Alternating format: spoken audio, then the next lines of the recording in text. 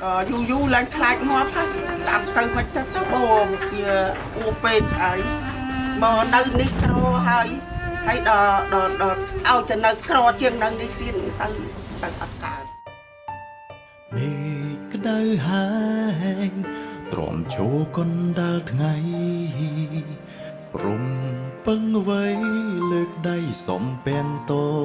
វ៉ាសុំត្រឹមដំណោះស្រាយ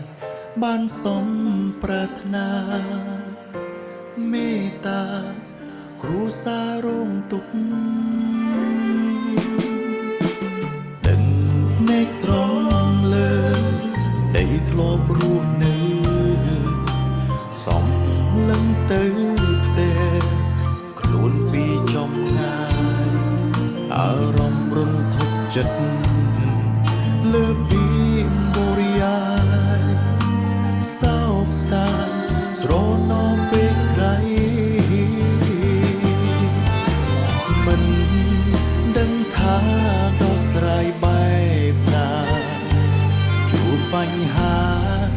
រឿងរ៉ាវកើតមិនចេញចប់រូបនៅខ្សែជាចុងចាំ ហើយមិនដឹងថាយំស្រែកប្រាប់អ្នកណាតែពេលនេះយើងក្រោកឡើងស្វែងយល់ពីសិទ្ធិខ្លួនឯងប្រើតំណែងជាម្ចាស់នៃជោគវាសនា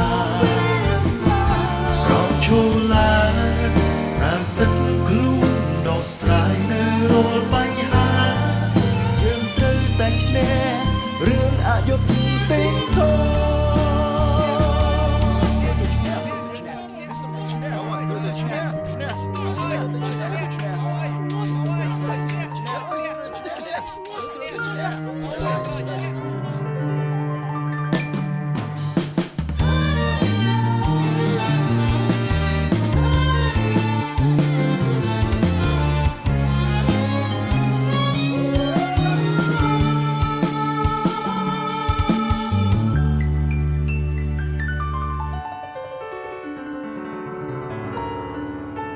ស្វែងរកដំ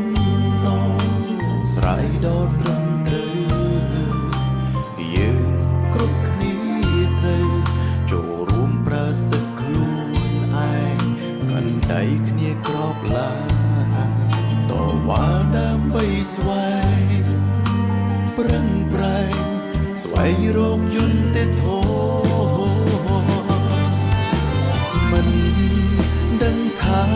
ដោះស្រាយបែបណាជួបបញ្ហា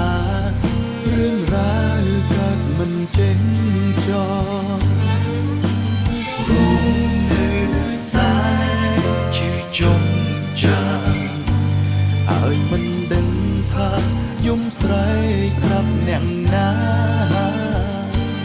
តែពេលនេះយើងក្រោកឡើងស្វែងយល់ពីសិទ្ធិខ្លួនឯងប្រើតំណែងជាម្ចាស់នៃជោគវាសនារកឈរឡើងប្រើសិទ្ធិខ្លួនដោះស្រាយនៅរាល់បញ្ហាយើងត្រូវតែឈ្នះរឿងអយុត្តិធម៌អត់សុខចិត្តទេធ្វើមិនឲ្យតាសំរុំមកគាត់ទៅហើយទាំងគេទាំងខ្ញុំមក